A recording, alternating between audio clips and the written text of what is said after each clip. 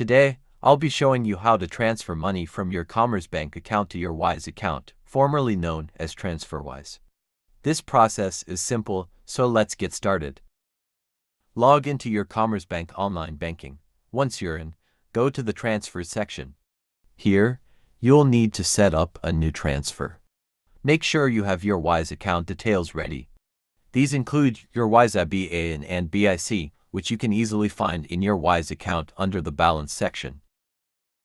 Next, enter the recipient details, which in this case is your Wise account information. Fill in your Wise account's IBAN and BIC codes in the corresponding fields. Then, enter the amount of money you wish to transfer. Always double-check the currency and amount to avoid any errors. Moving on, you might have an option to add a transfer reference. This is crucial. You must add the reference provided by Wise to ensure your money is properly identified and credited to your Wise account. After reviewing all the details, confirm the transfer.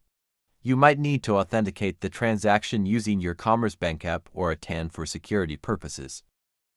Finally, go back to your Wise account to confirm the money has arrived. Wise usually sends notifications once the funds are received and processed. That's it, you've successfully transferred money from Commerzbank to Wise.